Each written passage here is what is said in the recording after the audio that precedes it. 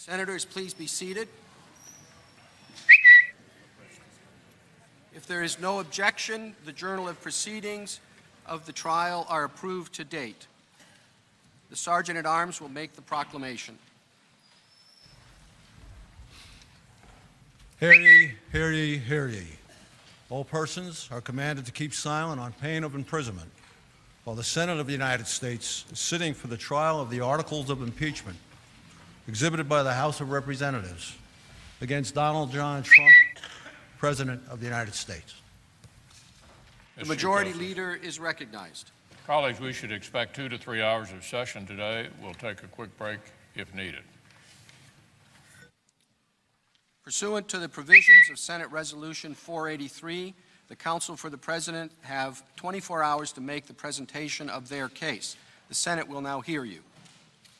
The presiding officer recognizes Mr. Cipollone to begin presentation of the case for the President. Thank you, Mr. Chief Justice.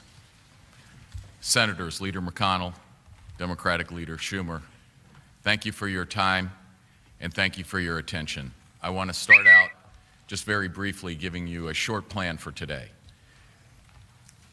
We're going to be very respectful of your time. As Leader McConnell said, we anticipate going about 2 to 3 hours at most and to be out of here by 1 o'clock at the latest. We're going to focus today on 2 points. You heard the House manager speak for nearly 24 hours over 3 days. We don't anticipate using that much time. We don't believe that they have come anywhere close to meeting their burden for what they're asking you to do. In fact, we believe that when you hear the facts, and that's what we intend to cover today, the facts, you will find that the President did absolutely nothing wrong. And what we intend to do today, and we'll have more presentations in greater detail on Monday, but what we intend to do today is go through their record that they established in the House. And we intend to show you some of the evidence that they adduced in the House that they decided over their 3 days and 24 hours that they didn't have enough time or made a decision not to show you. And every time you see one of these pieces of evidence, ask yourself, why didn't I see that in the first 3 days? They had it. It came out of their process. Why didn't they show that to the Senate? And I think that's an important question, because as House managers, really their goal should be to give you all of the facts, because they're asking you to do something very, very consequential, and I would submit to you, to use a word that Mr. Schiff used a lot, very, very dangerous. And that's the second point that I'd ask you to keep in mind today. They're asking you not only to overturn the results of the last election, but as I've said before, they're asking you to remove President Trump from the ballot in an election that's occurring in approximately 9 months. They're asking you to tear up all of the ballots across this country on your own initiative. Take that decision away from the American people. And I don't think they spent 1 minute of their 24 hours talking to you about the consequences of that for our country. Not 1 minute. They didn't tell you what that would mean for our country today, this year, and forever into our future. They're asking you to do something that no Senate has ever done. And they're asking you to do it with no evidence. And that's wrong, and I ask you to keep that in mind. I ask you to keep that in mind. So what I would do is point out one piece of evidence for you, and then I'm going to turn it over to my colleagues, and they will walk you through their record, and they will show you things that they didn't show you. Now, they didn't talk a lot about the transcript of the call, which I would submit is the best evidence of what happened on the call. And they said things over and over again that are simply not true. One of them was, there's no evidence of President Trump's interest in burden sharing. That wasn't the real reason. But they didn't tell you that burden sharing was discussed in the call, in the transcript of the call. They didn't tell you that. Why? Let me read it to you. Here's the president, and we'll go through the entire transcript. I'm not going to read the whole transcript. We'll make it available. I'm sure you have it, but we'll make available copies of the transcript so you can have it. The president said, and they read this line, "I will say that we do a lot for Ukraine. We spend a lot of effort and a lot of time." But they stopped there. They didn't read the following. "Much more than European countries are doing. And they should be helping you more than they are. Germany does almost nothing for you. All they do is talk. And I think it's something that you should really ask them about. When I was speaking to Angela Merkel, she talks Ukraine, but she doesn't do anything. A lot of European countries are the same way. So I think it's something you want to look at, but the United States has been very, very good to Ukraine." That's where they picked up again with the quote. But they left out the entire discussion of burden sharing. Now, what does President Zelensky say? Does he disagree? No, he agrees. They didn't tell you this. They didn't tell you this. Didn't have time in 24 hours to tell you this. Yes, you are absolutely right. Not only 100%, but actually 100%. And I can tell you the following. I did talk to Angela Merkel, and I did meet with her. And I also met and talked with Macron. And I told them that they are not doing quite as much as they need to be doing on the issues with the sanctions. They are not enforcing the sanctions. They are not working as much as they should work for Ukraine. It turns out that even though logically the European Union should be our biggest partner, but technically the United States is a much bigger partner than the European Union.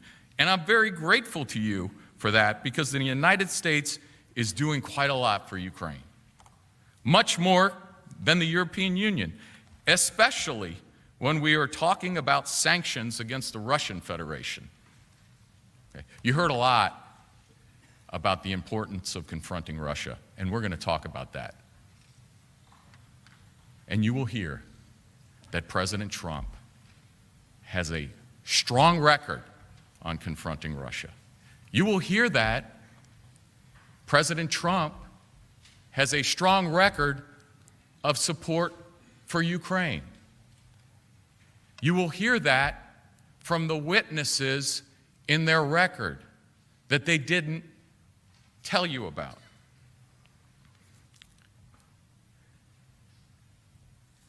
So that's one very important example. They come here to the Senate and they ask you, remove a president, tear up the ballots in all of your states.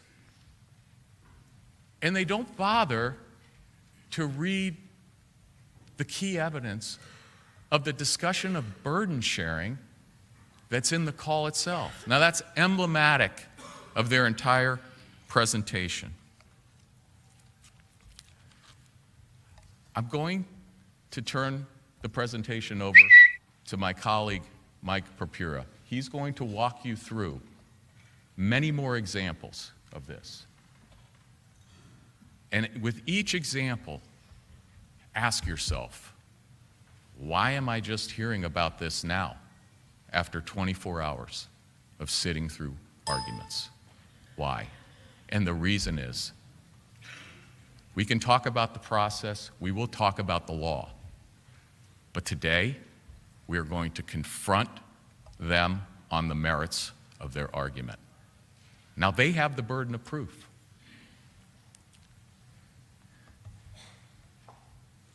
And they have not come close to meeting it.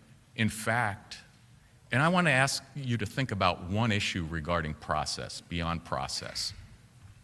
If you were really interested in finding out the truth, why would you run a process the way they ran? If you were really confident in your position on the facts, why would you lock everybody out of it from the president's side? Why would you do that? We will talk about the process arguments, but the process arguments also are compelling evidence on the merits, because it's evidence that they themselves don't believe in the facts of their case. And the fact that they came here for 24 hours and hid evidence from you is further evidence that they don't really believe in the facts of their case. That this is, for all their talk about election interference, that they're here to perpetrate the most massive interference in an election in American history, and we can't allow that to happen. It would violate our Constitution. It would violate our history. It would violate our obligations to the future. And most importantly, it would violate the sacred trust that the American people have placed in you and have placed in them. The American people decide elections. They have one coming up in 9 months. So we will be very efficient. We will begin our presentation today. We will show you a lot of evidence that they should have showed you. And we will finish efficiently and quickly so that we can all go have an election. Thank you, and I yield to my colleague, Michael Purpura.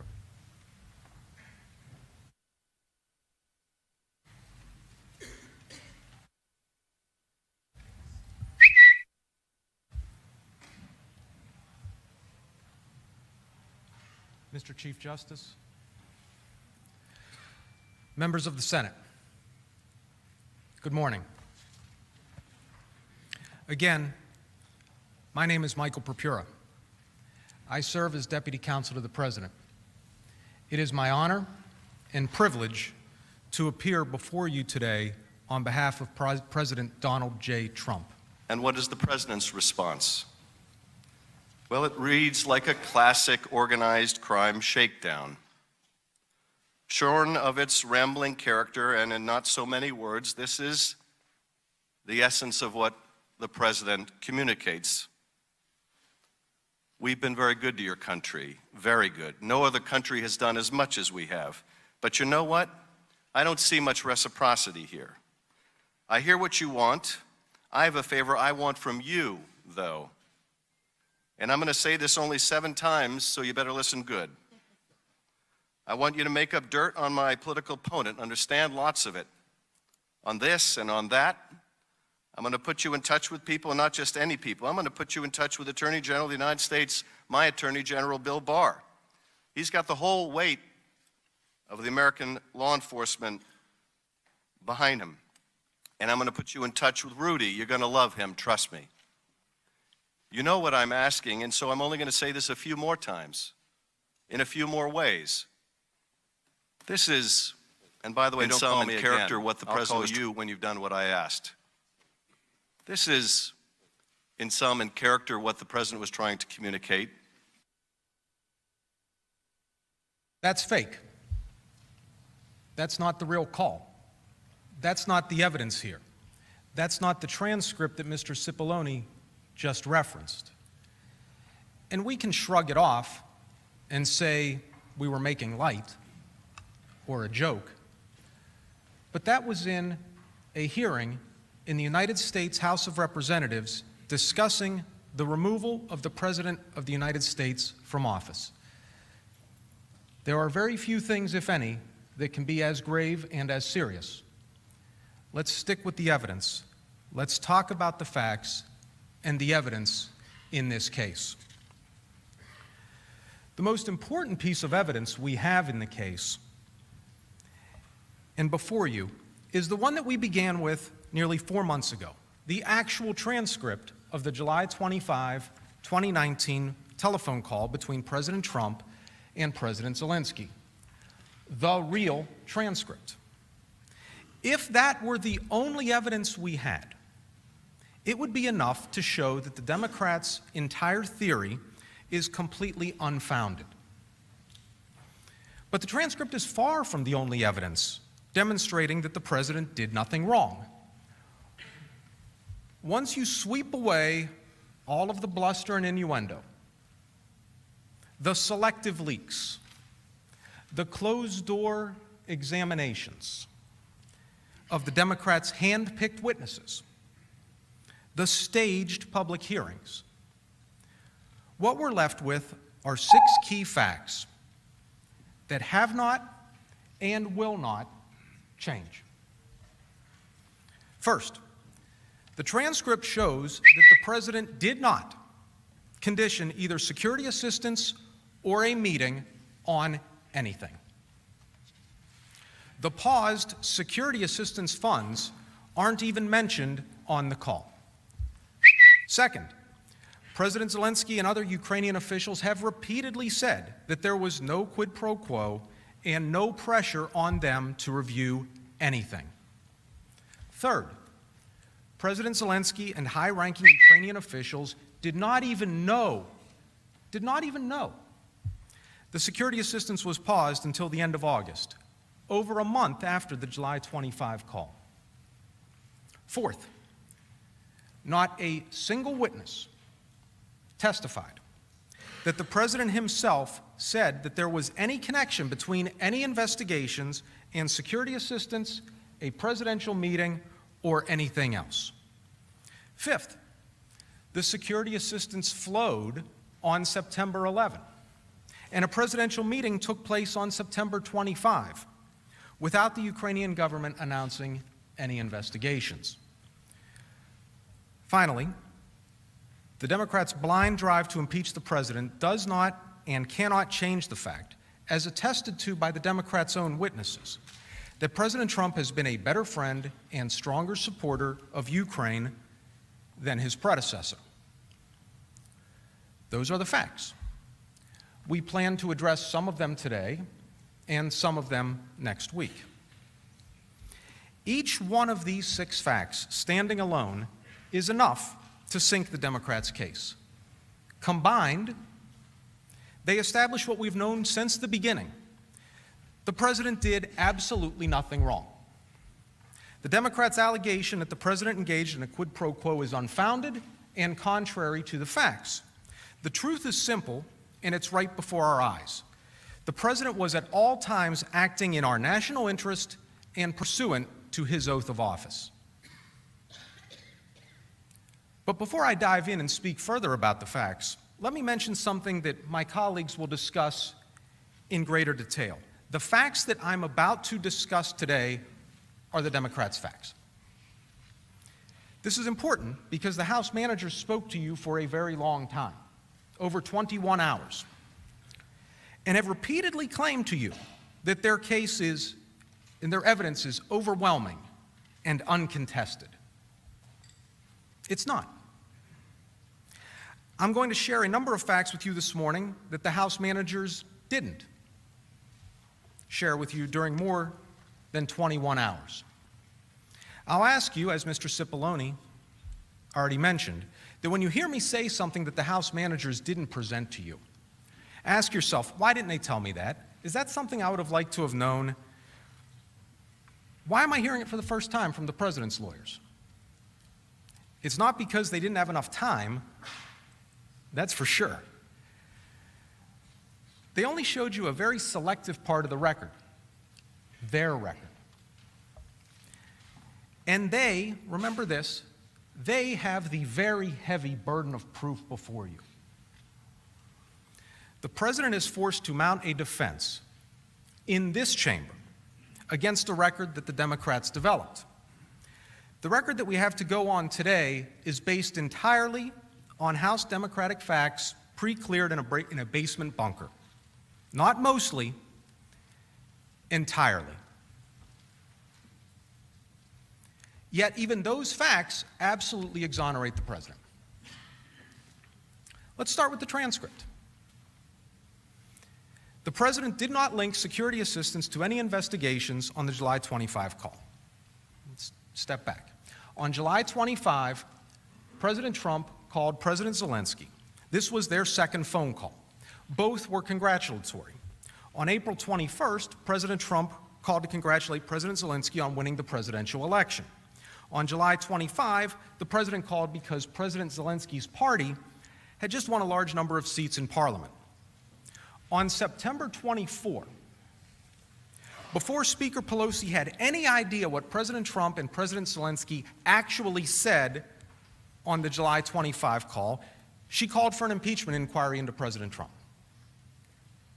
In the interest of full transparency and to show that he had done nothing wrong, President Trump took the unprecedented step of declassifying the call transcript so that the American people could see for themselves exactly what the two presidents discussed. So, what did President Trump say to President Zelensky on the July 25 call? President Trump raised two issues. I'm going to be speaking about those two issues a fair amount this morning. They're the two issues that go to the core of how President Trump approaches foreign aid. When it comes to sending U.S. taxpayer money overseas, the president is focused on burden sharing and corruption. First, the president, rightly, had real concerns about whether European and other countries were contributing their fair share to ensuring Ukraine's security. Second, corruption. Since the fall of the Soviet Union, Ukraine has suffered from one of the worst environments for corruption in the world. A parade of witnesses testified in the House about the pervasive corruption in Ukraine and how it is in America's foreign policy and national security interests to help Ukraine combat corruption. Turning to the call, right off the bat, President Trump mentioned burden sharing to President Zelensky. President Trump told President Zelensky that Germany does almost nothing for you, and a lot of European countries are the same way. President Trump specifically mentioned speaking to Angela Merkel of Germany, whom he said talks Ukraine, but she doesn't do anything. President Zelensky agreed.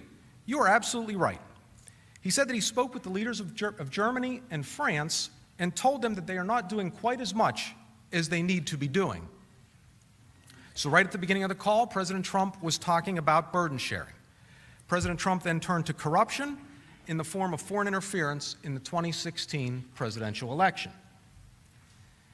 There is absolutely nothing wrong with asking a foreign leader to help get to the bottom of all forms of foreign interference in an American presidential election. You'll hear more about that later from one of my colleagues. What else did the president say? The president also warned President Zelensky that he appeared to be surrounding himself with some of the same people as his predecessor and suggested that a very fair and very good prosecutor was shut down by some very bad people. Again, one of my colleagues will speak more about that.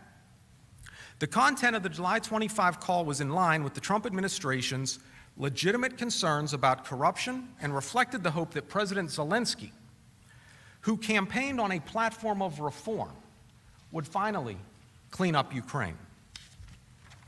So what did President Trump and President Zelensky discuss on the July 25 call?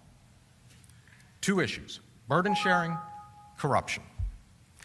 Just as importantly, what wasn't discussed on the July 25 call? There was no discussion of the paused security assistance on the July 25 call. House Democrats keep pointing to President Zelensky's statement that, "I would also like to thank you for your great support in the area of defense." But he wasn't talking there about the paused security assistance. He tells us in the very next sentence exactly what he was talking about: Javelin missiles, We are ready, President Zelensky continues, to continue to cooperate for the next steps. Specifically, we are almost ready to buy more Javelins from the United States for defense purposes. Javelins are the anti-tank missiles only made available to the Ukrainians by President Trump. President Obama refused to give Javelins to the Ukrainians for years. Javelin sales were not part of the security assistance that had been paused at the time of the call. Javelin sales have nothing to do with the paused security assistance. Those are different programs entirely. But don't take my word for it. Both former Ambassador to Ukraine Marie Yovanovitch and NSC Senior Director Timothy Morrison confirmed that the Javelin missiles and the security assistance were unrelated. The House managers didn't tell you about Ambassador Yovanovitch's and Tim Morrison's testimony. Why not? They couldn't have taken 2 to 5 minutes out of 21 hours to make sure you understood that the Javelin sales being discussed were not part of the paused security assistance. This puts the following statement by President Trump in a whole new light, doesn't it? I would like you to do us a favor, though, because our country has been through a lot and Ukraine knows a lot about it. As everyone knows by now, President Trump asked President Zelensky to do us a favor. And he made clear that us referred to our country and not himself. More importantly, the president was not connecting do us a favor to the Javelin sales that President Zelensky mentioned. It makes no sense in the language there. But even if he had been, the Javelin sales were not part of the security assistance that had been temporarily paused.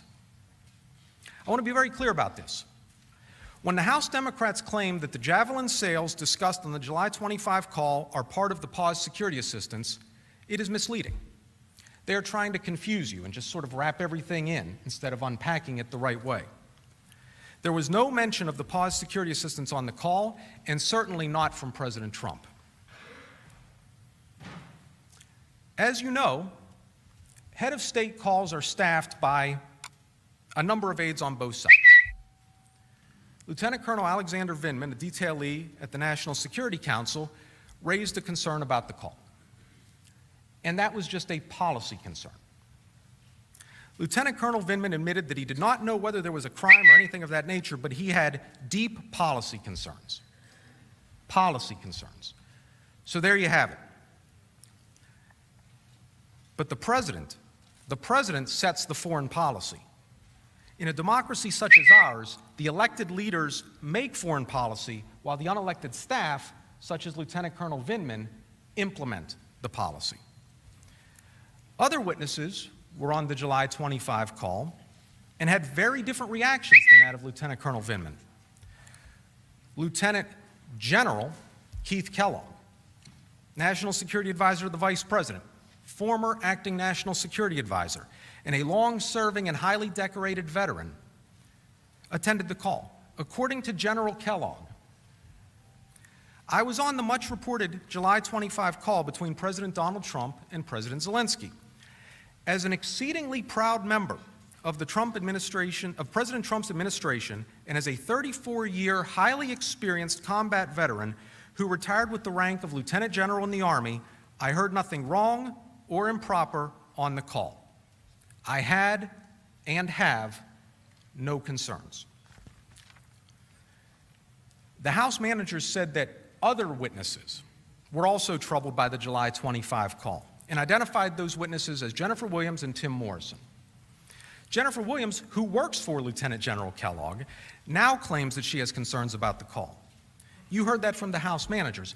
They were very careful in the way they worded that. What they didn't tell you is that Ms. Williams was so troubled at the time of the call that she told exactly 0 people of her concern. She told no one for 2 months following the call. Not one person. Ms. Williams didn't raise any concerns about the call when it took place, not with Lieutenant General Kellogg, not with Counsel, not with anyone. Ms. Williams waited to announce her concerns until Speaker Pelosi publicly announced her impeachment inquiry. The House managers didn't tell you that. Why not? Tim Morrison, who who was Lieutenant Colonel Vindman's boss, was also on the call. Mr. Morrison reported the call to the National Security Council lawyers not because he was troubled by anything on the call, but because he was worried about leaks, and in his words, how it would play out in Washington's polarized environment. I want to be clear, Mr. Morrison testified, I was not concerned that anything illegal was discussed. Mr. Morrison further testified that there was nothing improper and nothing illegal about anything that was said on the call. In fact, Mr. Morrison repeatedly testified that he disagreed with Lieutenant Colonel Vindman's assessment that President Trump made demands of President Zelensky, or that he said anything improper at all. Here's Mr. Morrison. In that transcript, does the president not ask Zelensky to look into the Bidens? Mr. Chairman, I can only tell you what I was thinking at the time. That is not what I understood the president to be doing. Do you believe, in your opinion, that the President of the United States demanded that President Zelensky undertake these investigations? No, sir. And you didn't hear the president make a demand, did you? No, sir. Again, there were no demands from your perspective, Mr. Morrison. That is correct, sir.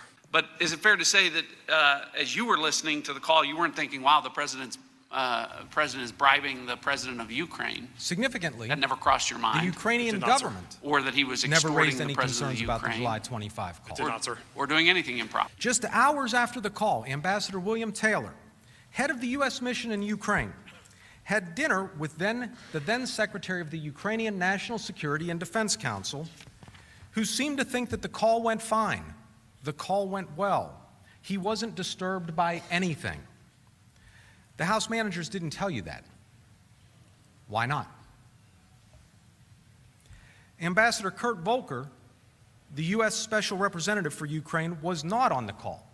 But Ambassador Volker spoke regularly with President Zelensky and other top officials in the Ukraine government, and even met with President Zelensky the day after the call. He testified that in no way, shape, or form, in either the readouts from the United States or Ukraine, did he receive any indication whatsoever for anything that resembles a quid pro quo on the July 25 call. Here's Ambassador Volker. And in fact, the day after the call, you met with President Zelensky. This would be on July 26th. That's correct. And in that meeting, he made no mention of quid pro quo. No.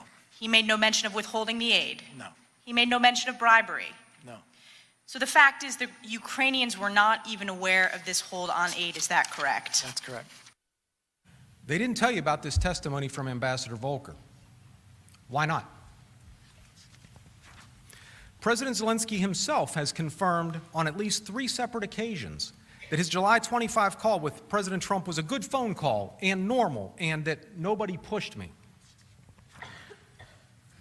When President Zelensky's advisor, Andrei Yermak, was asked if he had ever felt there was a connection between the U.S. military aid and the request for investigations, he was adamant that we never had that feeling, and we did not have the feeling that this aid was connected to any one specific issue. Of course, the best evidence that there was no pressure or quid pro quo is the statements of the Ukrainians themselves.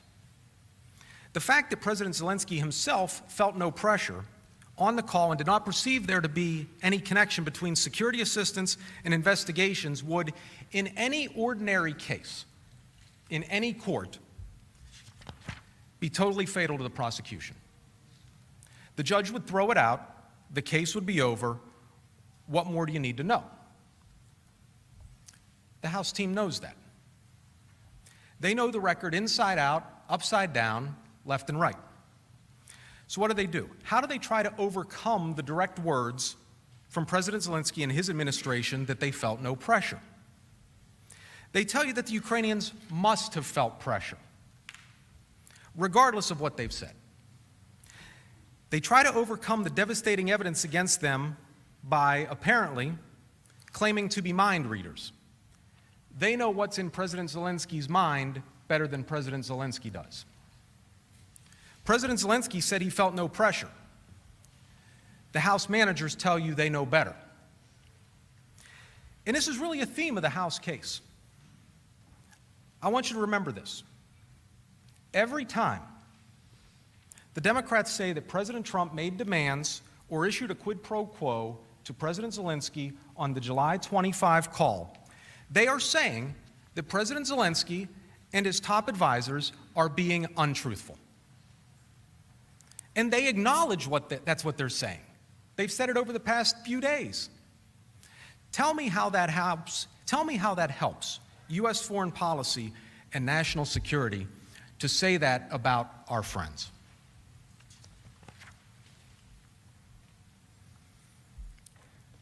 We know there was no quid pro quo on the call. We know that from the transcript. But the call is not the only evidence showing that there was no quid pro quo. There couldn't possibly have been a quid pro quo because the Ukrainians did not even know that the security assistance was on hold until it was reported in the media by Politico at the end of August, more than a month after the July 25 call. Think about this. The Democrats accused the president of leveraging security assistance to supposedly force President Zelensky to announce investigations. But how can that possibly be when the Ukrainians were not even aware that the security assistance was paused? There can't be a threat without the person knowing he's being threatened. There can't be a quid pro quo without the quo. Ambassador Volker testified that the Ukrainians did not know about the hold until reading about it in Politico.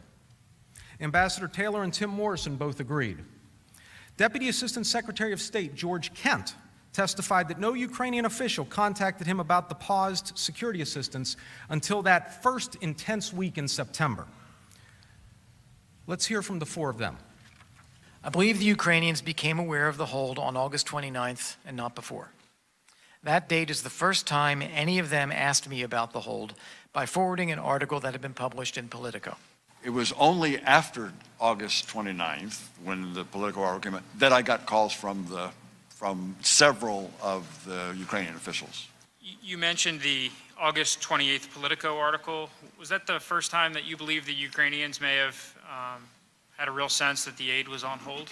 Yes. Mr. Kent, had you had any Ukrainian official contacting you concerned about, when was the first time a Ukrainian official contacted you concerned about potential withholding of U.S. aid? It was after the article in Politico came out in that first intense week of September. That it wasn't until the Politico article that... That's correct. I received a text message from one of my Ukrainian counterparts on August 29th forwarding that article, and that's the first they raised it with me. The House managers didn't show you this testimony from any of these four witnesses. Why not? Why didn't they give you the context of this testimony? And think about this as well. If the Ukrainians had been aware of the review on security assistance, they of course would have said something. There were numerous high-level diplomatic meetings between senior Ukrainian and U.S. officials during the summer, after the review on the security assistance began, but before President Zelensky learned of the hold through the Politico article. If the Ukrainians had known about the hold, they would have raised it in one of those meetings. Yet the Ukrainians didn't say anything about the hold at a single one of those meetings. Not on July 9, not on July 10, not on July 25, not on July 26, not on August 27. At none of those meetings, did the Ukrainians mention the pause on security assistance. Ambassador Volker testified that he was regularly in touch with the senior, highest level officials in the Ukrainian government. And Ukrainian officials would confide things and would have asked if they had any questions about the aid. Nobody said a word to Ambassador Volker until the end of August. Then, within hours of the Politico article being published, Mr. Yermak texted Ambassador Volker with a link to the article and to ask about the report. In other words, as soon as the Ukrainians learned about the hold, they asked about it. Now, Mr. Schiff said something during the 21 hours or more than 21 hours that he and his team spoke that I actually agree with, which is when he talked about common sense. Many of us at the tables and in the room are former prosecutors at the state, federal, or military level. Prosecutors talk a lot about common sense. Common sense comes into play right here. The top Ukrainian officials said nothing at all to their U.S. counterparts during all of these meetings about the pause on security assistance. But then, boom, soon as the Politico article comes out, suddenly, in that first intense week of September, in George Kent's words, security assistance was all they wanted to talk about. What must we conclude if we're using our common sense?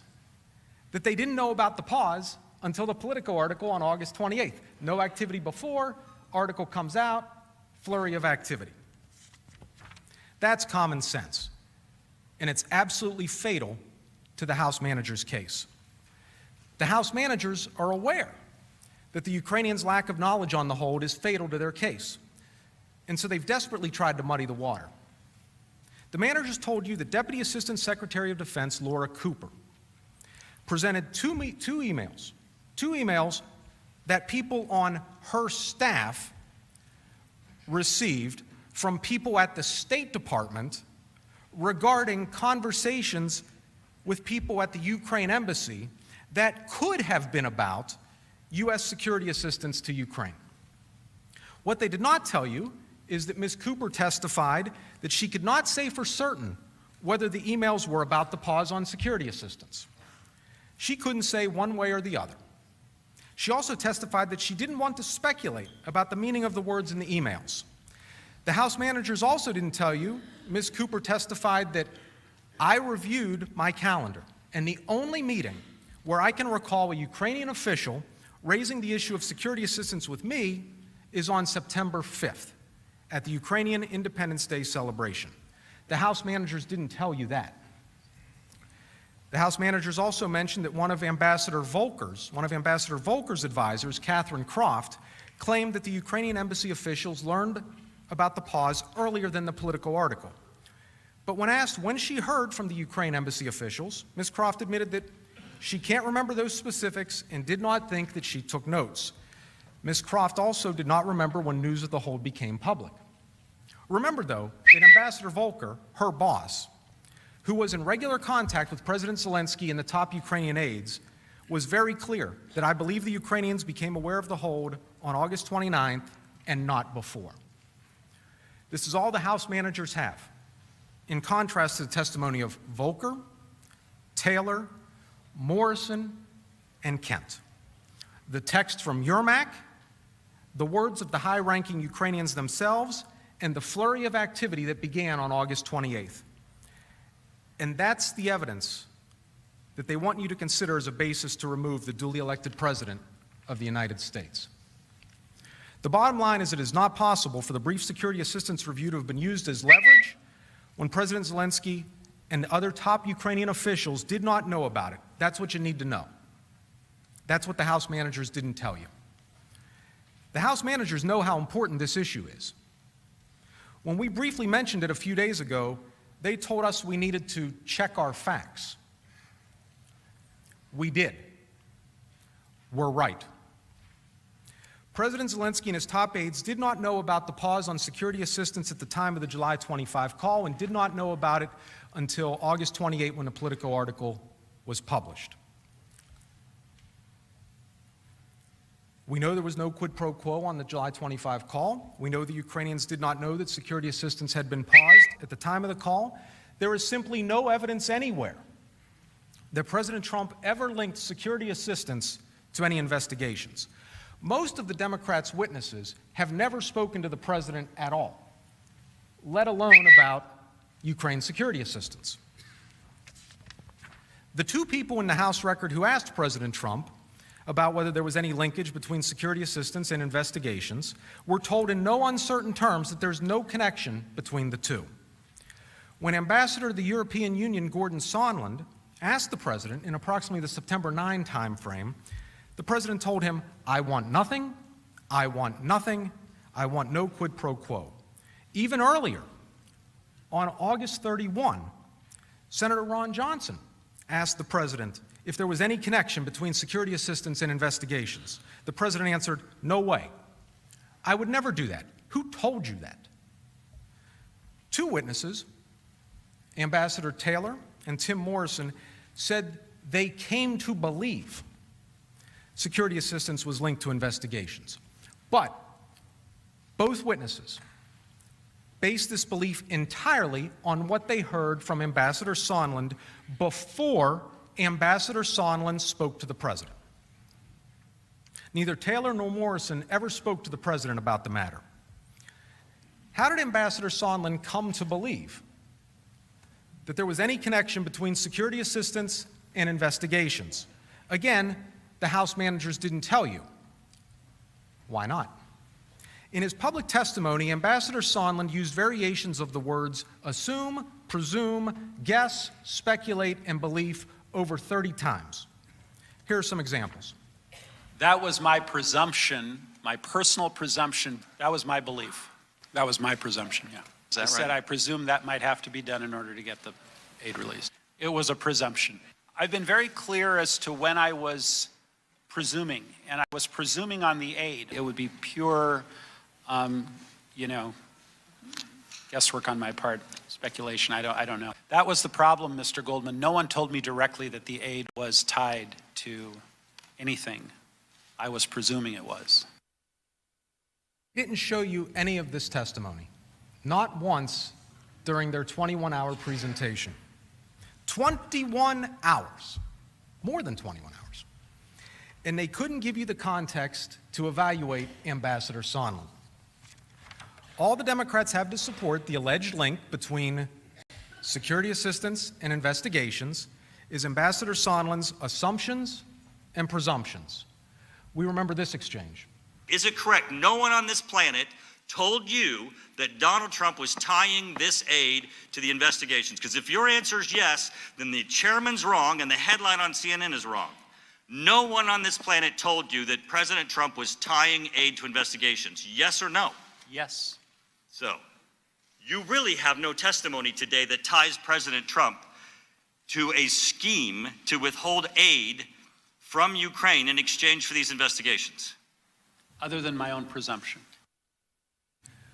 When he was done presuming, assuming, and guessing, Ambassador Sondland finally decided to ask President Trump directly, what does the president want from Ukraine? Here's the answer. President Trump, when I asked him the open-ended question, as I testified previously, what do you want from Ukraine? His answer was, I want nothing. I want no quid pro quo. Tell Zelensky to do the right thing. That's all I got from President Trump. The president was unequivocal. Ambassador Sondland stated that this was the final word he heard from the President of the United States. And once he learned this, he text messaged Ambassadors Taylor and Volker.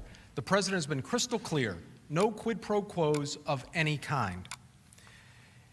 If you are skeptical of Ambassador Sondland's testimony, it was corroborated by the statement of one of your colleagues, Senator Johnson. Senator Johnson also had heard from Ambassador Sondland that the security assistance might be linked to the investigations. So on August 31, Senator Johnson asked the president directly whether there was some kind of arrangement where Ukraine would take some action and the hold would be lifted. Again, President Trump's answer was crystal clear. No way. I would never do that. Who told you that? As Senator Johnson wrote, I have accurately characterized his reaction as adamant, vehement, and angry. They didn't tell you about Senator Johnson's letter. Why not? The Democrats' entire quid pro quo theory is based on nothing more than the initial speculation of one person, Ambassador Sondland. That speculation is wrong. Despite the Democrats' hopes, the ambassador's mistaken belief does not become true merely because he repeated it many times and apparently to many people. Under Secretary of State David Hale, George Kent, and Ambassador Volker all testified that there was no connection whatsoever between security assistance and investigations. Here is Ambassador Volker. You had a meeting with the President of the United States, and you believe that the policy issues that he raised concerning Ukraine were valid, correct? Yes. Did the President of the United States ever say to you that he was not going to allow aid for the United States to go to the Ukraine unless there were investigations into Burisma, the Bidens, or the 2016 elections? No, he did not.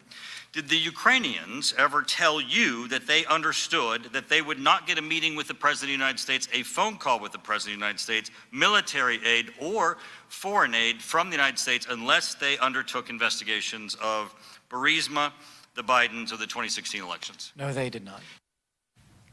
The House managers never told you any of this. Why not?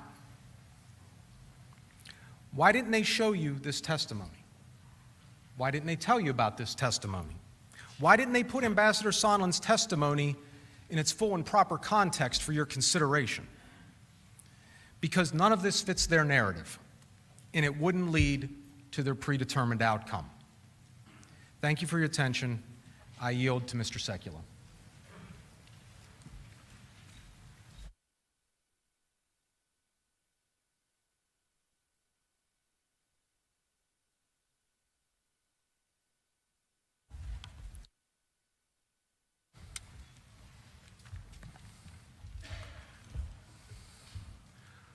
Mr. Chief Justice, Majority Leader McConnell, Democratic Leader Schumer, House managers, members of the Senate. Let me begin by saying that you cannot simply decide this case in a vacuum. Mr. Schiff said yesterday, I believe it was his father who said, you should put yourself in someone else's shoes. Let's for a moment put ourselves in the shoes of the President of the United States right now. Before he was sworn into office, he was subjected to an investigation by the Federal Bureau of Investigation called Crossfire Hurricane. The President, within 6 months of his inauguration, found a special counsel being appointed to investigate a Russia collusion theory. In their opening statement, several members of the House managers tried to once again relitigate the Mueller case. Here's the bottom line. This is part one of the Mueller report. This part alone is 199 pages. The House managers in their presentation a couple of times referenced this for that. Let me tell you something. This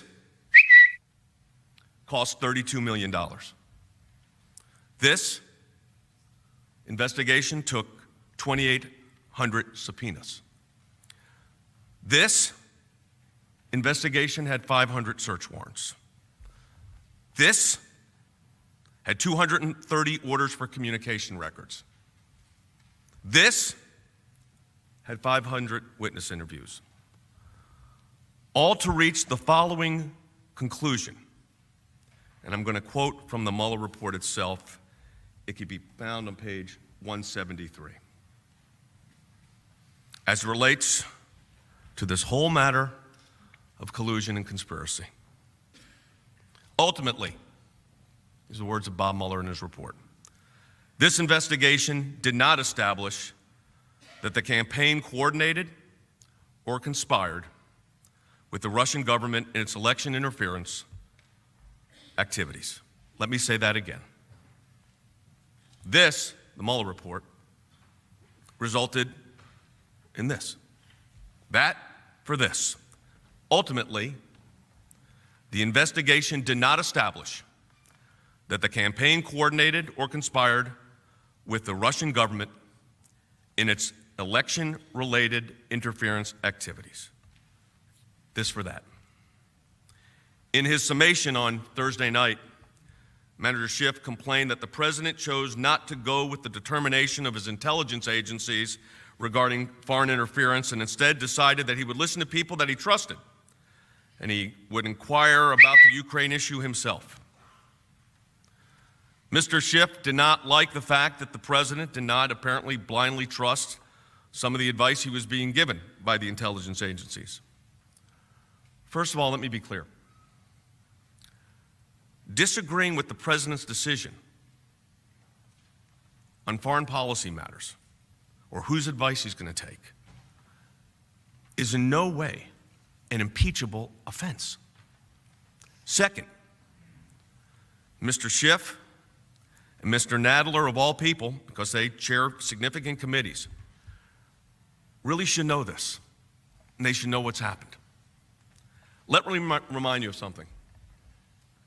Just 0.6 of a mile from this chamber sits the Foreign Intelligence Surveillance Court, also known as the FISA Court.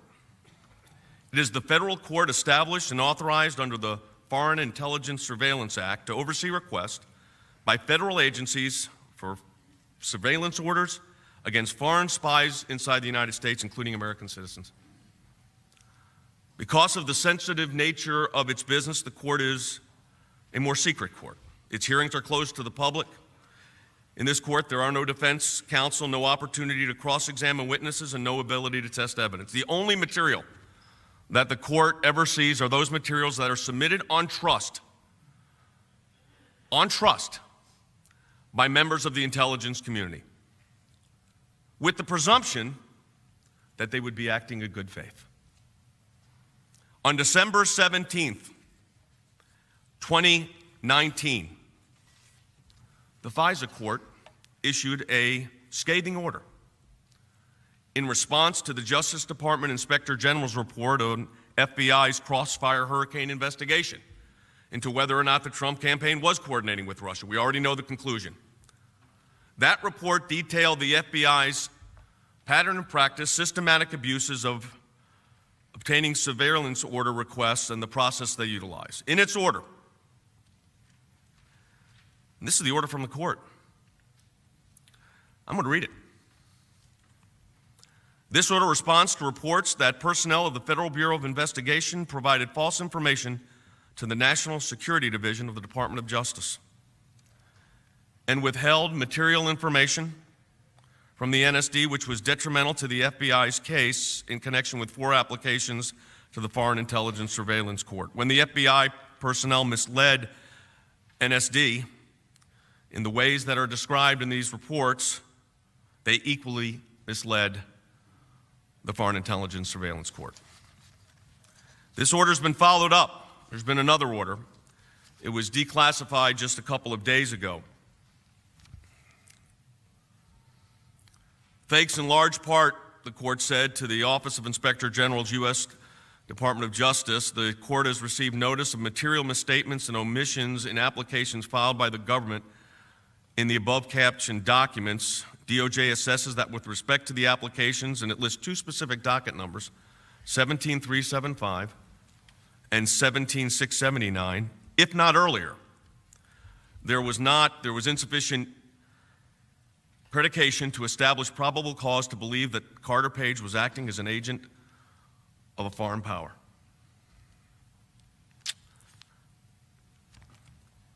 The president had reason to be concerned about the information he was being provided. Now, we could ignore this. We could make believe this did not happen. But it did. So as we begin introducing our arguments, I want to correct a couple of things in the record as well. That's what we're doing today. We really intend to show over the next several days that the evidence is actually really overwhelming that the president did nothing wrong. Mr. Schiff and his colleagues repeatedly told you that the intelligence community assessment that Russia was acting alone, responsible for the election interference, implying that this somehow debunked the idea that there might be interference from other countries, including Ukraine. Mr. Nadler deployed a similar argument, saying that President Trump thought, quote, Ukraine, not Russia, interfered in our last presidential election. And this is basically what we call a straw man argument. Let me be clear. The House managers, in over a 23-hour period, kept pushing this false dichotomy that it was either Russia or Ukraine, but not both. They kept telling you that the conclusion of the intelligence community and Mr. Mueller was Russia alone with regard to the 2016 elections. Of course, that's not the report that Bob Mueller wrote focused on Russian interference, although there is some information in letters regarding Ukraine, and I'm going to point to those in a few moments. In fact, let me report to, I think we'll talk about those letters right now. This is a letter dated May 4th, 2018 to Mr. Yuri Lysenko, the General Prosecutor for the Office of the Prosecutor General of Ukraine. It was a letter requesting that his office cooperate with the Mueller investigation involving Ukraine issues and issues involving Ukraine government or law enforcement officials. It's signed by Senator Menendez, Senator Leahy, and Senator Durbin.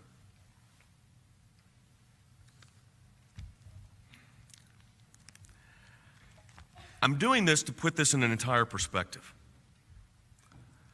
House managers tried to tell you that the importance, remember the whole discussion, and my colleague, Mr. Purpura, talked about this, between President Zelensky and President Trump and the bilateral meeting in the Oval Office at the White House. As if an article of impeachment could be based upon a meeting not taking place in the White House, but taking place someplace else, like the United Nations General Assembly, where it in fact did take place. Now, Dr. Fiona Hill was quite clear in saying that a White House meeting would supply the new Ukrainian government with the, quote, legitimacy it needed, especially vis-a-vis the Russians, and that Ukraine viewed the White House meeting as a recognition of their legitimacy as a sovereign state. But here's what they did not play. Here's what they did not tell you. And I'm going to quote from Dr. Hill's testimony on page 145 of her transcript. These are her words. This is what she said under oath. It wasn't always a White House meeting per se, but definitely a presidential level meeting. You know, a meeting with Zelensky and the president. I mean, it could have taken place in Poland, in Warsaw. It could have been, you know, a proper bilateral in some other context. But in other words, a White House level presidential meeting. That can be found on page 145. And contrary to what Manager Schiff and some of the other managers told you, is this meeting did in fact occur. It occurred at the UN General Assembly on September 25th, 2019. Those were the words of Dr. Hill that you did not hear.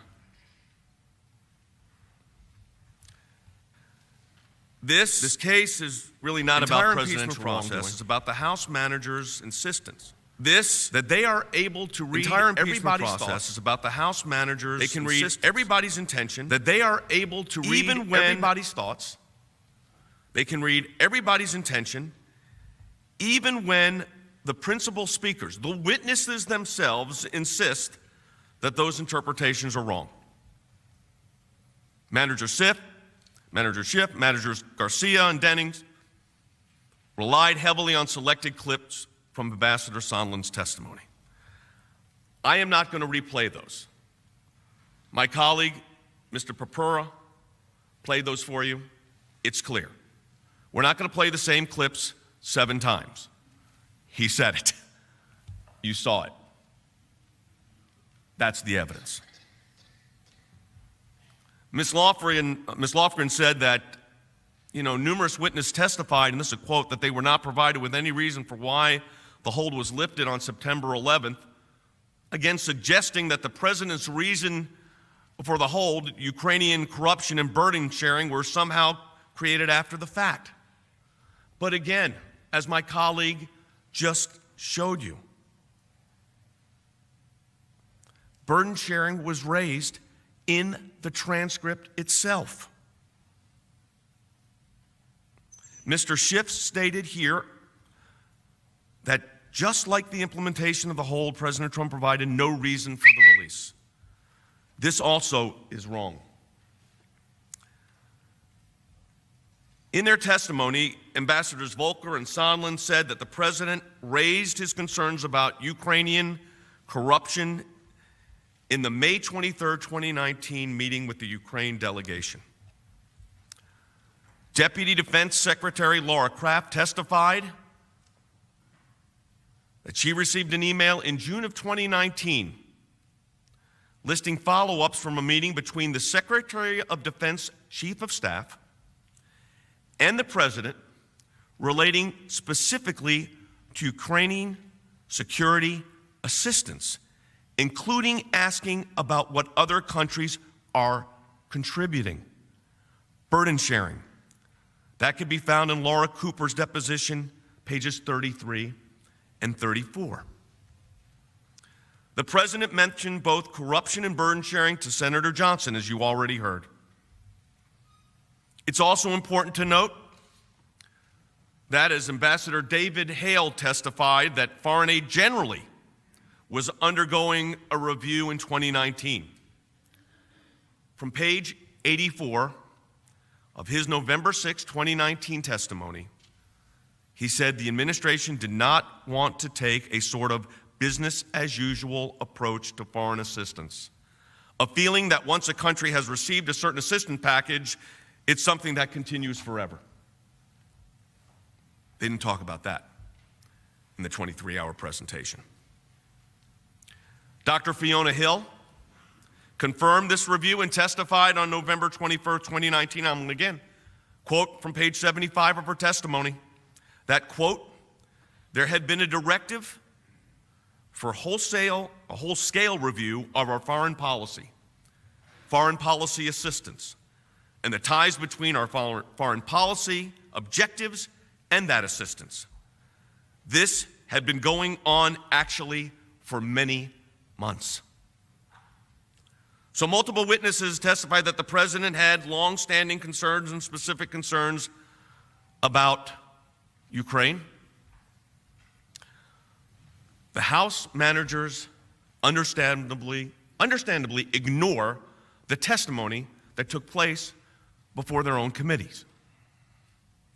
In her testimony of October 14th, 2019, Dr. Hill testified at pages 118 and 119 of her transcript that she thinks the President has actually quite publicly said that he was very skeptical about corruption in Ukraine. And then she said, again in her testimony, and in fact, he's not alone, because everyone has expressed great concerns about corruption in Ukraine. Similarly, Ambassador Yovanovitch testified that they all had concerns about corruption in Ukraine, and as noted on pages 142 of her deposition transcript, when asked what she knew about the President's deep-rooted skepticism about Ukraine's business environment, she answered that President Trump delivered an anti-corruption message to former Ukrainian President Poroshenko in their first meeting in the White House on June 20th, 2017. NSC Senior Director Morrison confirmed on November 19th, 2019 at page 63 in his testimony transcript that this was during the Volcker-Morrison public hearing, that he was aware that the President thought Ukraine had a corruption problem, his words again, and he continued, as did many others familiar with Ukraine. And according to her October 30th, 2019 testimony, the Special Advisor for Ukraine negotiations at the State Department, Catherine Croft, also heard the President raise the issue of corruption directly with then President Poroshenko of Ukraine during a bilateral meeting at the United Nations General Assembly, this time in September of 2017. Special Advisor Croft testified she also understood the President's concerns that, quote, Ukraine is corrupt because she has been, this is her words, tasked to write a paper to help then NSA head McMaster's, General McMaster's, make the case to the President in connection with prior security assistance. These concerns were entirely justified. When asked, and again a quote from Dr. Hill's October 14, 2019 hearing transcript. Certainly, these are her words, eliminating corruption in Ukraine was one of, if the central, goals of a foreign policy. Now, does anybody think that one election of one president that ran on a reform platform, who finally gets a majority in their legislative body, that corruption in Ukraine just evaporates? That's like looking at this, and it goes back to the Mueller report. You can't look at these issues in a vacuum. Virtually every witness agreed that confronting corruption should be at the forefront of U.S. policy. Now, I think there's some other things we have to understand about timing. This, again, is according to the testimony of Tim Morrison. His testimony. And this is when President Zelensky was first elected. There was real, these are his words, concern about whether he would be a genuine reformer and whether he would generally try to root out corruption. It was also, at this time, this was before the election, unclear whether President Zelensky's party would actually be able to get a workable majority. I think we're all glad that they did. To say that that's been tested or determined, that corruption in Ukraine has been removed. The Anti-Corruption Court of Ukraine did not commence its work until September 5th of 2019.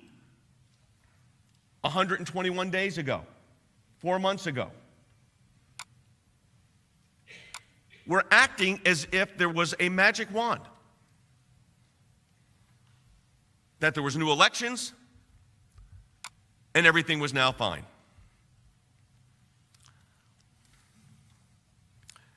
I will not, because we're going to hear more about it, get into some of the meetings the vice president had. You'll hear that in the days ahead.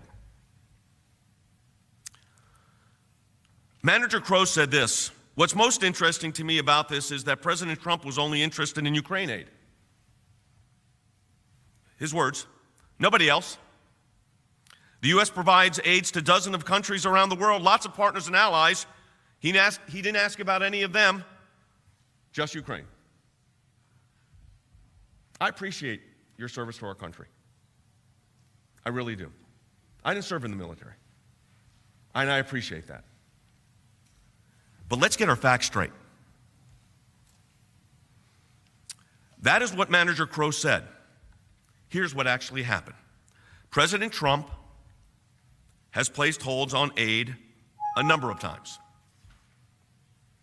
It would just take basic due diligence to figure this out. In September 2019, the administration announced that it was withholding over $100 million in aid to Afghanistan over concerns about government corruption.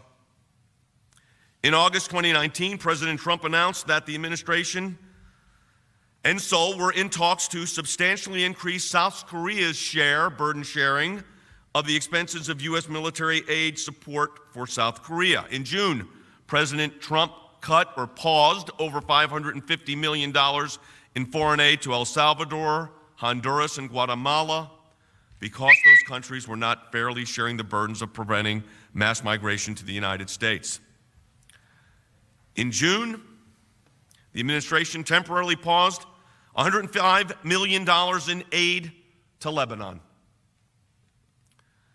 The administration lifted that hold in December, with one official explaining that the administration continually reviews and thoroughly evaluates the effectiveness of all United States foreign assistance to ensure that funds go towards activities that further U.S. foreign policy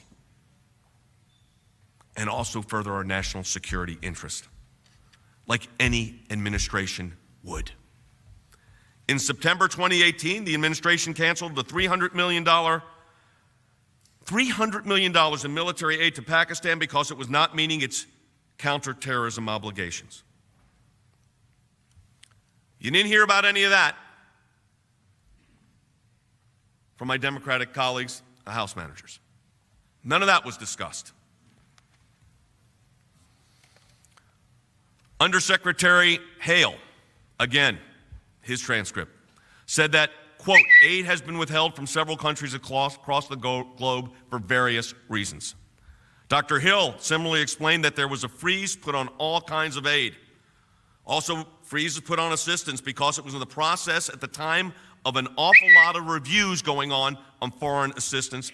That's the Hill deposition transcript.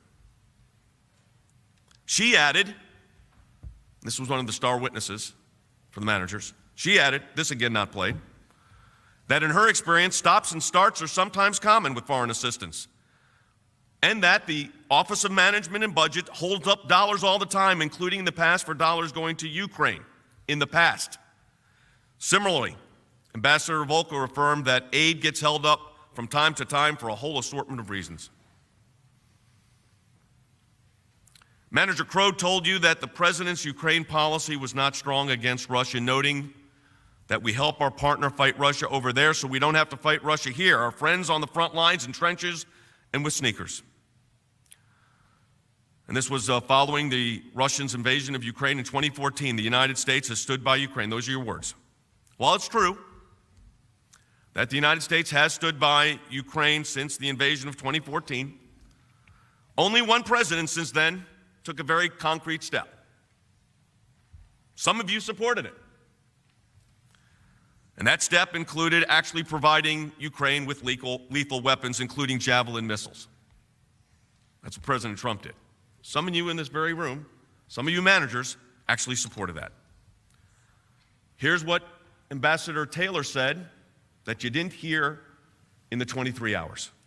You didn't hear this. Javelin missiles are serious weapons. They will kill Russian tanks. Ambassador Yovanovitch agreed, stating that Ukraine policy under President Trump actually got stronger than it was under President Obama. There was talks about sanctions. President Trump has also imposed heavy sanctions on Russia for President Zelensky thanked him. The United States has imposed heavy sanctions on Russia. President Zelensky thanked him.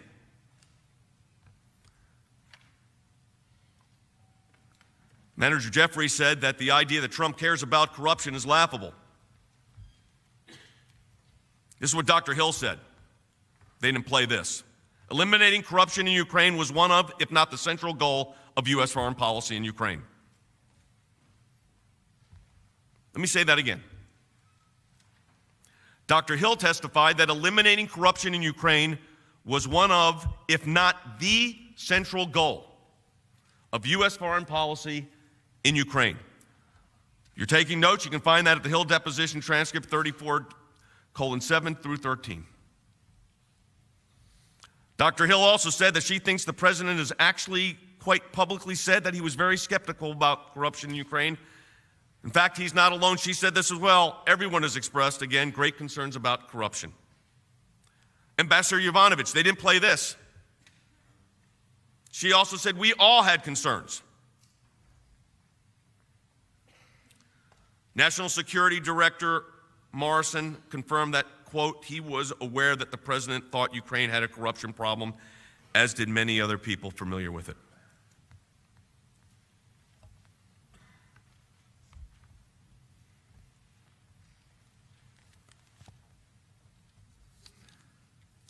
I am not going to continue to go over and over and over again the evidence that they did not put before you, because we would be here for a lot longer than 24 hours.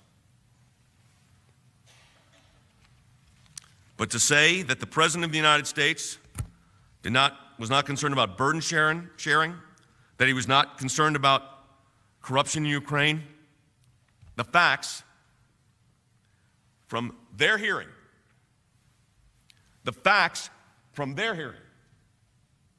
establish exactly the opposite. The president wasn't concerned about burden sharing. Read all of the records. And then there was Mr. Schiff saying yesterday maybe we can learn a lot more from our Ukrainian ally. Let me read you what our Ukrainian ally said. President Zelensky, when asked about these allegations of quid pro quo, he said, I think you read everything. I think you read the text. He says, we had a good phone call. These are his words. It was normal. We spoke about many things. I think, and you read it, that nobody pushed me. They think you can read minds. I think you look at the words. I'm going to yield the balance of my time to my colleague, the Deputy White House Counsel, Pat Philbin. He's going to address two issues. So we're going to try to do this in a very systematic way over the days ahead. One involving issues related to, because this came up near the end of there, so I want to do this in a sequence, obstruction as it relates to some of the subpoenas that were issued. He's also going to touch on some of the due process issues, since it was at the end of theirs and fresh in everybody's mind. Mr. Chief Justice.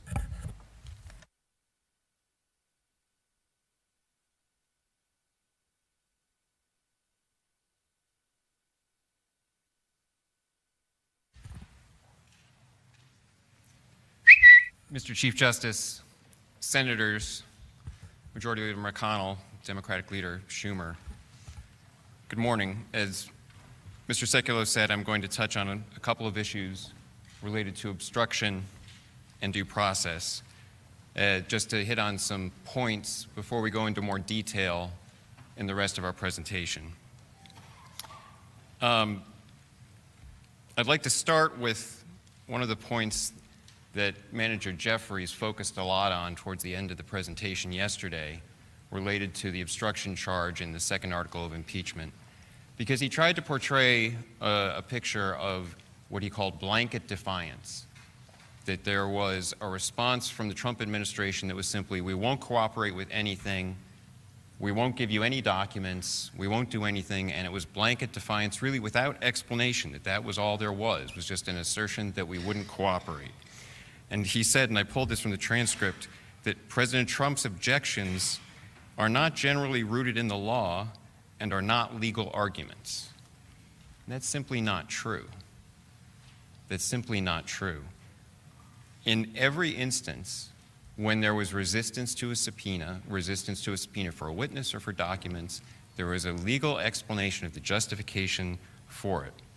For example, they focused a lot on an October 8th letter from the counsel to the president, Pat Cipollone, but they didn't show you an October 18th letter, which is up on the screen now, that went through in detail why subpoenas that had been issued by Manager Schiff's committees were invalid, because the House has not authorized your committees to conduct any such inquiry or to subpoena information in furtherance of it.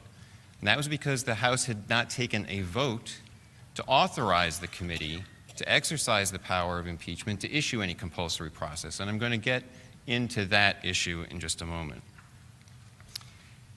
Not only was there a legal explanation, a specific reason for every resistance, not just blanket defiance, every step that the administration took was supported by an opinion from the Department of Justice, from the Office of Legal Counsel. And those are explained in our brief. And the major opinion from the Office of Legal Counsel is actually attached in our trial memorandum as an appendix. Now, Mr. Jeffries and other managers also suggested that the Trump administration took the approach of no negotiation, blanket refusal, and no attempt to accommodate. That's also not true. In the October 8th letter that Mr. Cipollone sent to Speaker Pelosi, it said explicitly, quote, if the committees wish to return to the regular order of oversight requests, we stand ready to engage in that process as we have in the past, in a manner consistent with well-established bipartisan constitutional protections and a respect for the separation of powers enshrined in the Constitution, end quote. It was Manager Schiff and his committees that did not want to engage in any accommodation process. We had said that we were willing to explore that. House managers have also asserted a number of times, this came up on that first long night when we were here until 2 as well, that the Trump administration never asserted executive privilege. Never asserted executive privilege. And I explained at the time, that's technically true, but misleading. Misleading because the rationale on which the subpoenas were resisted never depended on an assertion of executive privilege. Each of the rationales that we have offered, and I'll go into one of them today, that the House subpoenas were not authorized, does not depend on making that formal assertion of executive privilege. It's a different legal rationale. The subpoenas weren't authorized because there was no vote, or the subpoenas were to senior advisors to the president who are immune from congressional compulsion, or the subpoenas were forcing executive branch officials to testify without the presence of agency counsel, which is a separate legal infirmity, again supported by an opinion from the Office of Legal Counsel at the Department of Justice. But let me turn to the specific issue of the invalidity of the subpoenas because they weren't supported by a vote of the House authorizing Manager Schiff's committees to exercise the power of impeachment to issue compulsory process.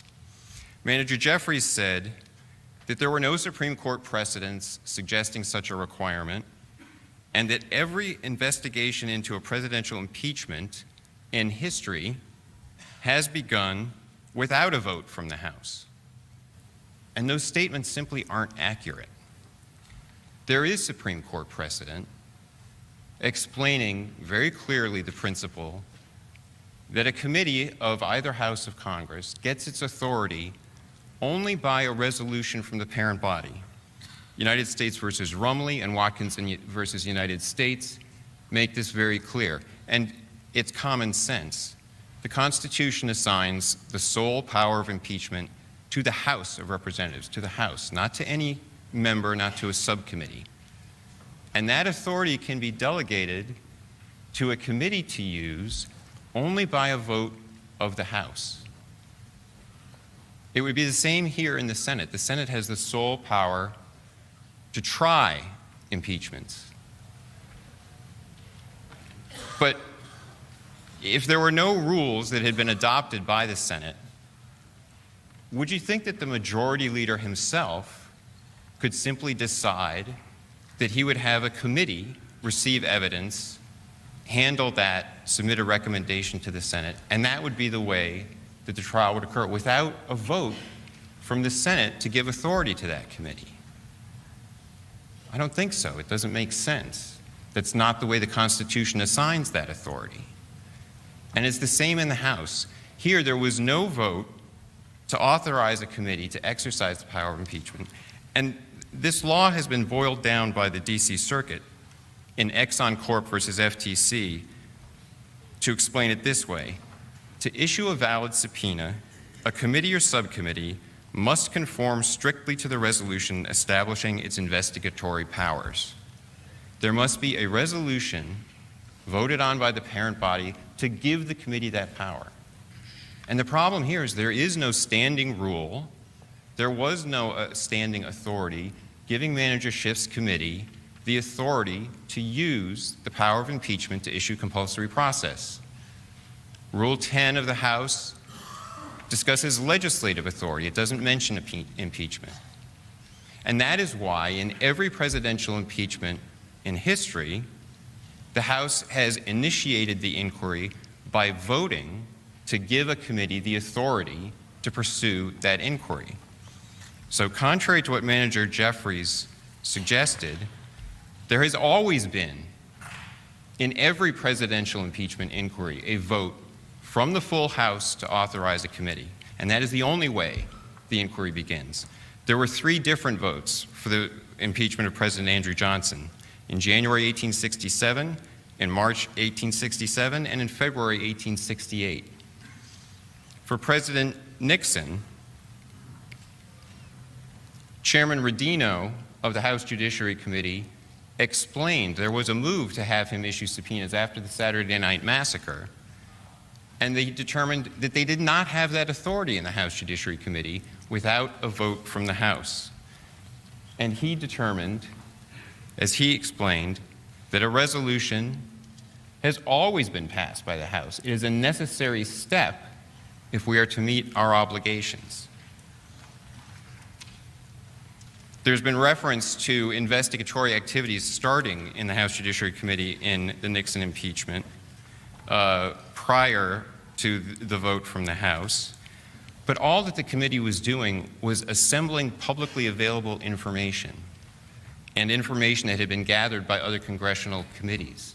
There was never an attempt to issue compulsory process until there had been a vote by the House to give the House Judiciary Committee that authority.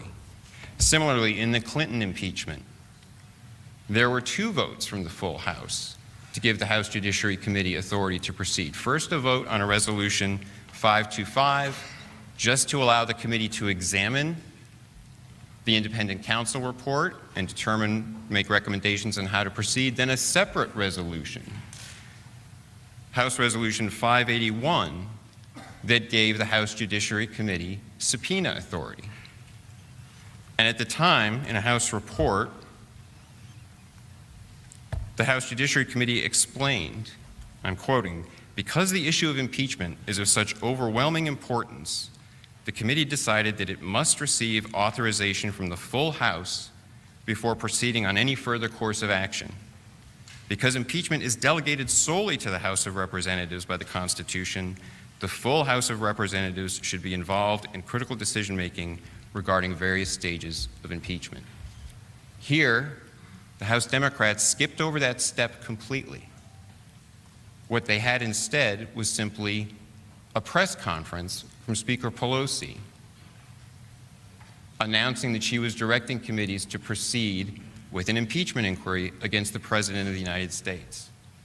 Speaker Pelosi didn't have the authority to delegate the power of the House to those committees on her own. So why does it matter? It matters because the Constitution places that authority in the House and ensures that there is a democratic check on the exercise of that authority, that there will have to be a vote by the full House before there can be a proceeding to start inquiring into impeaching the President of the United States. One of the things that the framers were most concerned about in impeachment was the potential for a partisan impeachment that was being pushed merely by a faction.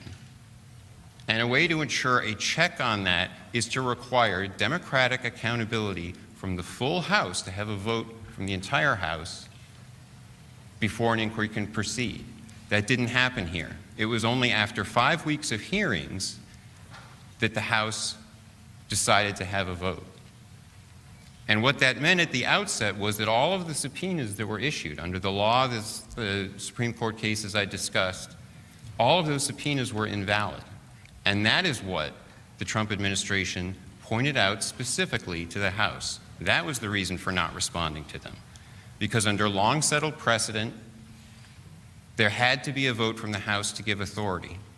And the administration would not respond to subpoenas that were invalid. Now, the next point I'd like to touch on briefly has to do with due process. Because we've heard from the House managers that they offered the President due process at the House Judiciary Committee. And Manager Nadler described it as that he sent the President a letter, the President's Counsel a letter, offering to allow the President to participate. And the President's Counsel just refused, as if that was the only exchange. And there was just a blanket refusal to participate. But let me explain what actually happened. And I should note before I get into those details, there was a suggestion also that due process is not required in the House proceeding, that it's simply a privilege. But that wasn't the position that Manager Nadler has taken in the past. In 2016, he said, quote, "The power of impeachment is a solemn responsibility assigned to the House by the Constitution and to this committee by our peers. That responsibility demands a rigorous level of due process." And in the Clinton impeachment in 1998, he explained, "What does due process mean? It means, among other things, the right to confront the witnesses against you, to call your own witnesses, and to have the assistance of counsel." Now, I think we all know that all of those rights were denied to the president in the first 2 rounds of hearings. The first round of secret hearings in the basement bunker, where Manager Schiff had 3 committees holding hearings, and then in a round of public hearings to take the testimony that had been screened in the basement bunker and have it in a public televised setting, which was totally unprecedented in any presidential impeachment inquiry. In both the Clinton and the Nixon inquiries, for every public hearing, the president was allowed to be present by counsel and cross-examine witnesses. But the House managers say that's all right because when we got to the 3rd round of hearings, after people had testified twice, then we were going to allow the president to have some due process. But the way that played out was this. First, they scheduled a hearing for December 4th that was going to hear solely from law professors. And by the time they wanted the president to commit whether he would participate, it was unclear. They couldn't specify how many law professors or who the law professors were going to be. And the president's counsel wrote back and declined to participate in that. But at the same time, Manager Nadler had asked what other rights under the House Resolution 660, the rules governing the House inquiry, the president would like to exercise. And the president's counsel wrote back asking specific questions in order to be able to make an informed decision, and asked whether you intend to allow fact witnesses to be called, including the witnesses who had been requested by HPSI Ranking Member Nunes, whether you intend to allow members of the Judiciary Committee and the President's Counsel the right to cross-examine fact witnesses, and whether your Republican colleagues on the Judiciary Committee will be allowed to call witnesses of their choosing. And Manager Nadler didn't respond to that letter. There wasn't information provided. And we had discussions with the staff on the Judiciary Committee to try to find out what were the plans, what were the hearings going to be like. And the way the week played out, on December 4th, there was the hearing with the law professors, the first hearing before the Judiciary Committee. And on December 5th, the morning of December 5th, Speaker Pelosi announced the conclusion of the entire Judiciary Committee process, because she announced that she was directing Chairman Nadler to draft articles of impeachment. So the conclusion of the whole process was already set. Then, after the close of business on the 5th, we learned from the staff that the committee had no plans other than a hearing on December 9th to hear from staffers who had prepared HPSI committee reports. They had no plans to have other hearings, no plans to hear from fact witnesses, no plans to do any factual investigation.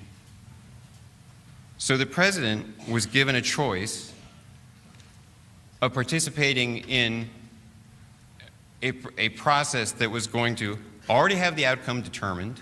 The Speaker had already said articles of impeachment are going to be drafted, and where there were no plans to hear from any fact witnesses. That's not due process. And that's why the president declined to participate in that process. Because the Judiciary Committee had already decided they were going to accept an ex parte record developed in Manager Schiff's process, and there was no point in participating in that. So the idea that there was due process offered to the president is simply not accurate. The entire proceedings in the House, from the time of the September 4th press conference until the Judiciary Committee began marking up articles of impeachment on December 11th, lasted 78 days. It's the fastest investigatory process for a presidential impeachment in history. And for 71 days of that process, for 71 days of the hearings and the taking of deposition and hearing testimony, the president was completely locked out. He couldn't be represented by counsel. He couldn't cross-examine witnesses. He couldn't present evidence. He couldn't present witnesses for 71 of the 78 days. That's not due process. And it goes to a point that Mr. Cipollone raised earlier. Why would you have a process like that? What does that tell you about the process?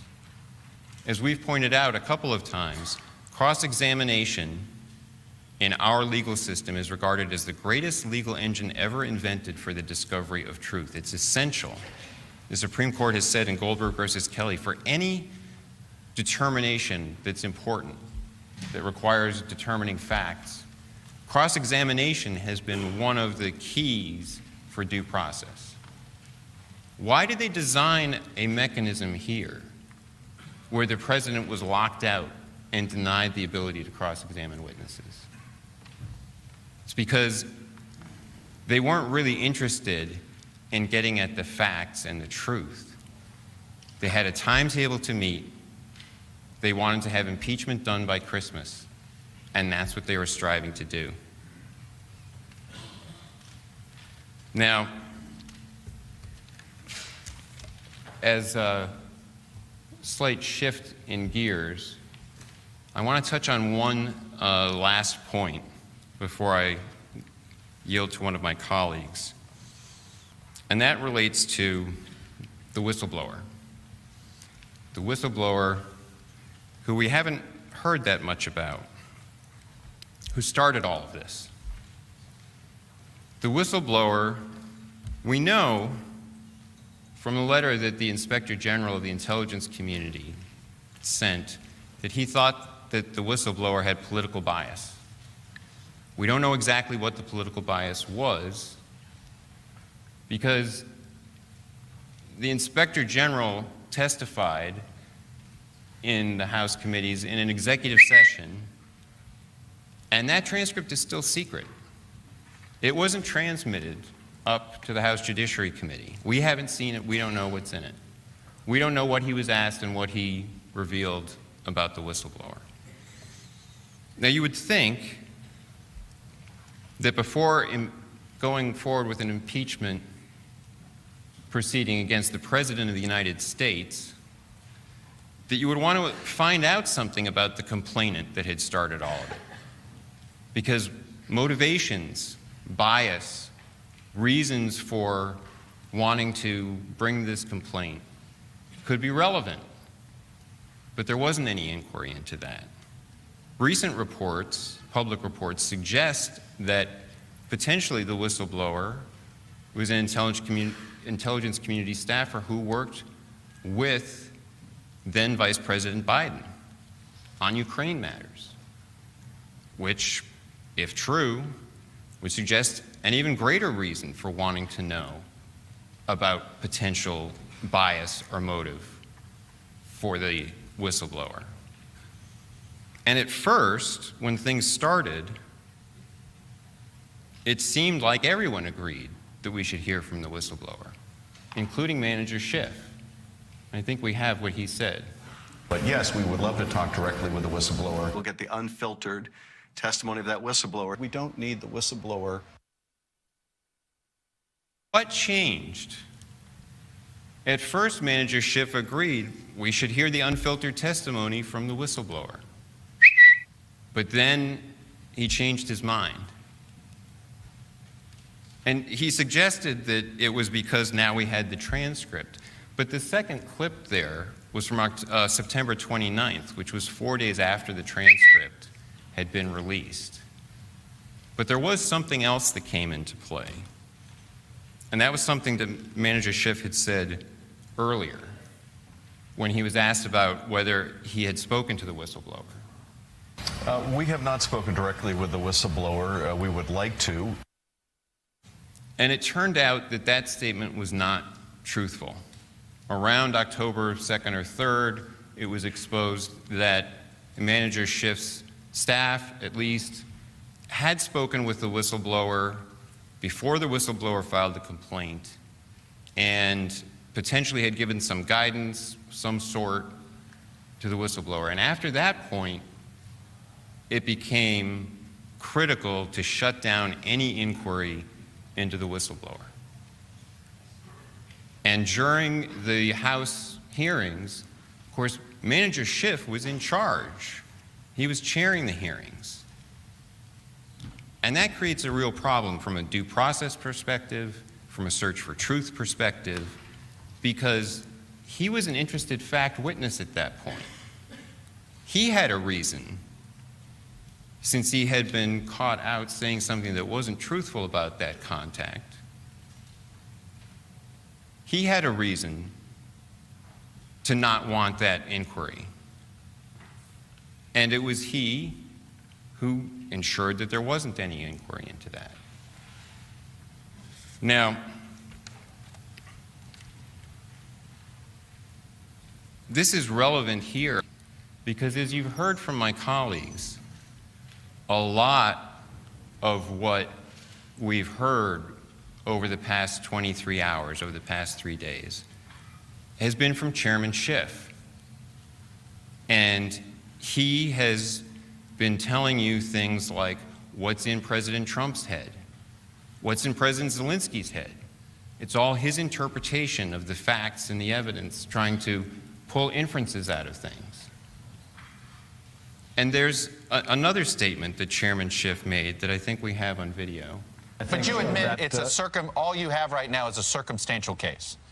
Actually, no, Chuck. I can tell you that the case is more than that, and I can't go into the particulars, but there is more than circumstantial evidence now. So, again, I think... So you have seen direct evidence of collusion? I don't want to go into specifics, but I will say that there is evidence that is not circumstantial and is very much worthy of investigation. So that was in March of 2017, when Chairman Schiff, as ranking member of HPSI, was telling the public, the American public, that he had more than circumstantial evidence through his position on HPSI that President Trump's campaign had colluded with Russia. Now, of course, the Mueller report, as Mr. Sekulow pointed out, after $32 million and over 500 search warrants, or roughly 500 search warrants, determined that there was no collusion, that that wasn't true.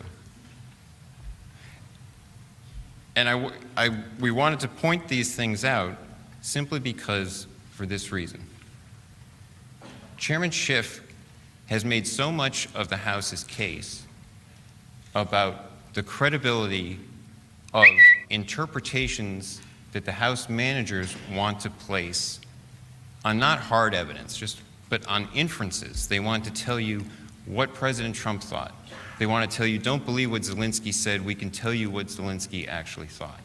Don't believe what the other Ukrainians actually said about not being pressured, we can tell you what they actually thought. That it is very relevant to know whether the assessments of evidence he's presented in the past are accurate. And we would submit that they have not been, and that that is relevant for your consideration.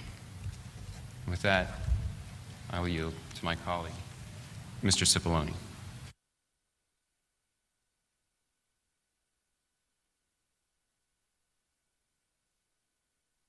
Mr. Chief Justice, members of the Senate, I have good news. Just a few more minutes from us today. But I want to point out a couple of points. Number one, just to follow up on what Mr. Philbin just told you. Do you know who else didn't show up in the Judiciary Committee to answer questions about his report in the way Ken Starr did in the Clinton impeachment? Ken Starr was subjected to cross-examination by the President's counsel. Do you know who didn't show up in the Judiciary Committee? Chairman Schiff. He did not show up. He did not give Chairman Nadler the respect of appearing before his committee and answering questions from his committee. He did send his staff, but why didn't he show up? Another good question you should think about. Now, they've come here today, and they basically said, let's cancel an election over a meeting with Ukraine. And as my colleagues have shown, they failed to give you key facts about the meeting and lots of other evidence that they produced themselves. But let's talk about the meeting. They said it was all about an invitation to a meeting. If you look at the first transcript, the president said to President Zelensky, when you're settled in and ready, I'd like to invite you to the White House. We'll have a lot of things to talk about, but we're with you all the way. And President Zelensky said, well, thank you for the invitation. We accept the invitation and look forward to the visit. Thank you again. Then, President Zelensky got a letter on May 29th, inviting him again to come to the White House. And then, going back to the transcript of the July 25th call, again a part of the call that they didn't talk to you about, President Trump said, whenever you would like to come to the White House, feel free to call. Give us a date, and we'll work that out. I look forward to seeing you.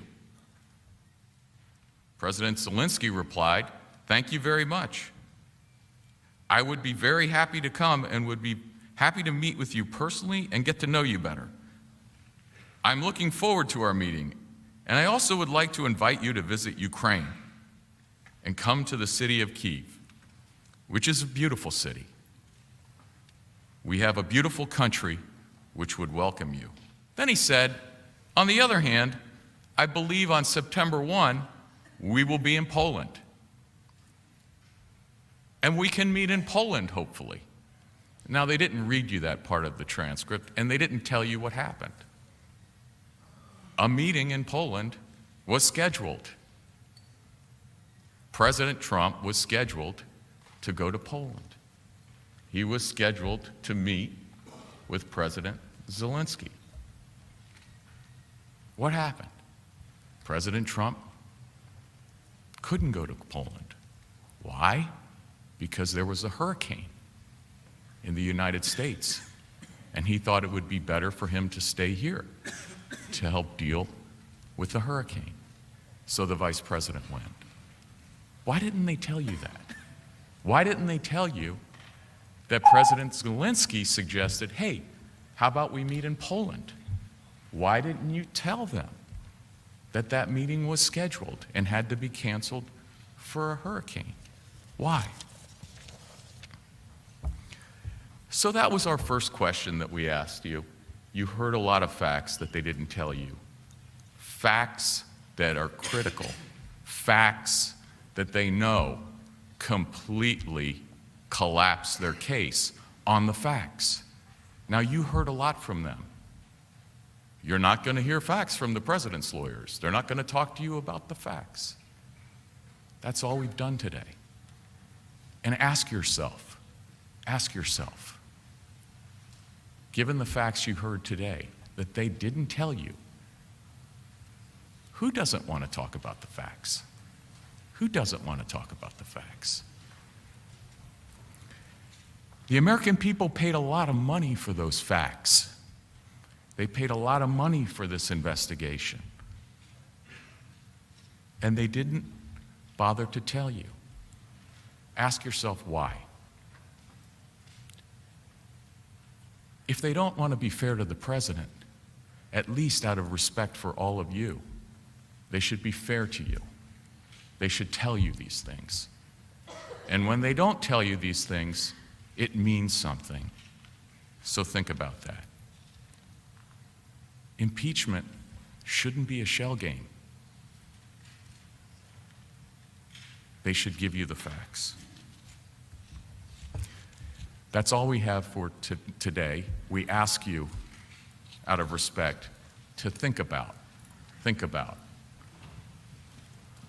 whether what you've heard would really suggest to anybody anything other that would be completely irresponsible abuse of power to do what they're asking you to do.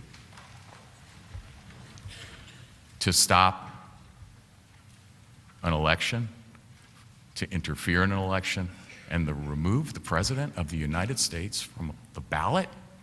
Let the people decide for themselves. That's what the founders wanted. That's what we should all want. And with that, I thank you for your attention, and I look forward to seeing you on Monday. The majority leader is recognized. Mr. Chief Justice, I ask unanimous consent the trial adjourn until 1 p.m. Monday, January 27th, and that this order also constitute the adjournment of the Senate. Without objection, so ordered. The Senate is adjourned.